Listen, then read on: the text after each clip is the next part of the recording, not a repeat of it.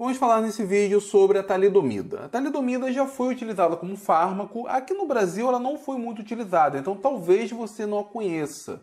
Mas tem um conjunto de pessoas que conhecem a talidomida muito bem, infelizmente. E vocês já vão saber o porquê. Mas para quem nunca ouviu falar da talidomida, deixa eu mostrar aqui a estrutura dela. Essa molécula aqui é chamada de talidomida. Obviamente ela tem um nome, o PAC, mas essa é a estrutura da talidomida. Normalmente nós não representamos o átomo de hidrogênio. Mas aqui eu fiz questão de representar porque esse átomo de carbono é um carbono quiral. Deixa eu colocar aqui o asterisco, indicando que ele é um átomo de carbono quiral. Ele tem 4 substituintes diferentes. Aqui ele está ligado ao nitrogênio, aqui ao hidrogênio, aqui tem uma cadeia carbônica que logo depois se transforma numa dupla O, e aqui uma cadeia carbônica maior. O fato desse carbono ser quiral significa que essa estrutura aqui, na verdade, serve para 2 moléculas distintas.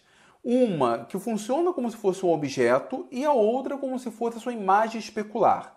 É essa relação de simetria entre elas. Essas 2 moléculas são muito parecidas. Têm praticamente todas as propriedades físicas iguais. A única que é diferente é o desvio da luz plano polarizada. Mas elas, do ponto de vista físico, são muito parecidas. Do ponto de vista químico, são muito diferentes. Então a talidomida, na verdade, o que eu chamo de talidomida, seria a mistura de 2 outras talidomidas que daqui a pouco eu vou mostrar para vocês. Bom, para que serve a talidomida? Como disse, ela era um fármaco, ela foi muito utilizada na década de 50 nos Estados Unidos. E ela servia inicialmente no tratamento de insônia, só que ela também ajudava no enjoo matinal da gestação. Então, a mulher estava grávida, ela tinha o enjoo, que é natural do período da gravidez, ela tomava então a talidomida e isso acabava aliviando esse efeito, aliviando o enjoo. E parece que funcionava muito bem. Então, as mulheres usavam bastante talidomida. Mas qual era o problema? O problema aparecia quando o bebê nascia. Depois de um tempo, percebeu-se que a talidomida provocava má formação congênita nos fetos e, posteriormente, nos bebês.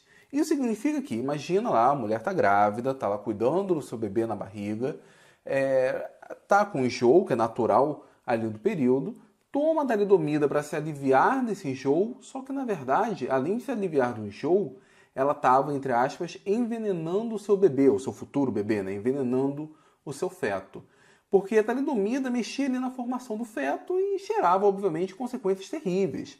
Nascia ali um bebê sem braço, ou com o braço contraído, sem a perna, com a perna contraída.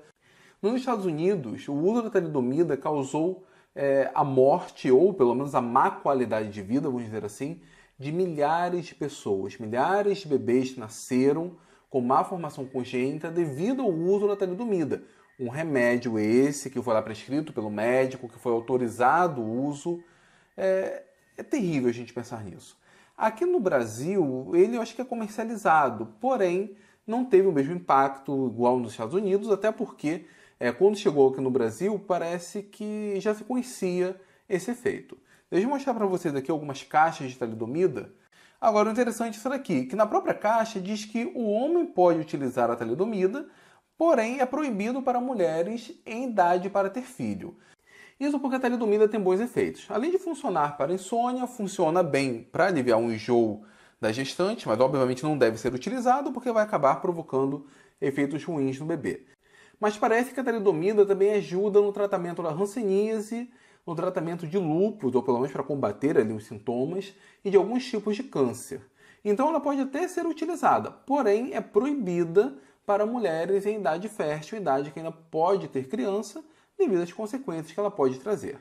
Mas qual o grande problema com a talidomida? Na verdade, as 2 estruturas que eu falei com vocês são essas aqui. A R-talidomida, que seria esse isômero aqui, e a S-talidomida. Na química falamos que eles são enantiômeros, formam, nesse caso aqui, um par enantiomérico. A R-talidomida seria o bom fármaco, é o que funciona, o que tem bons efeitos. O problema é a S-talidomida, ela que provoca a má formação congênita.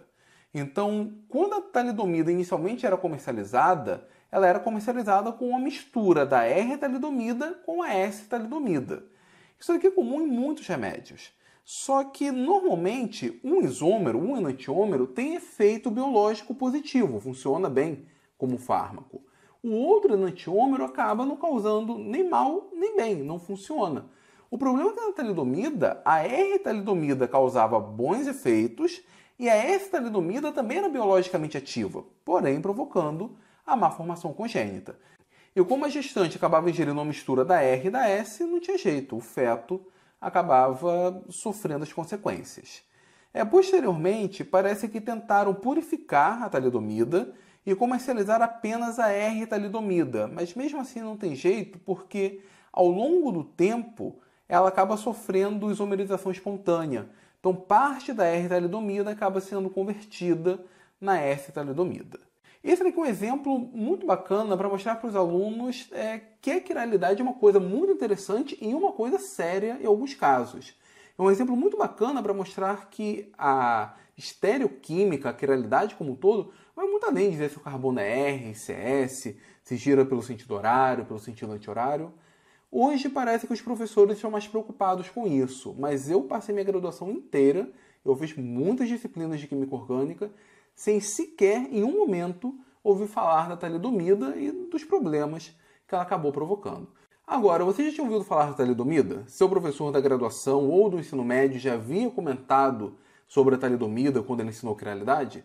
Me responde aqui nos comentários, eu vou gostar de saber. Aproveito então para pedir para vocês, se gostaram do vídeo, dê o seu like, compartilhar nas suas redes sociais e se inscrever aqui no Universidade da Química.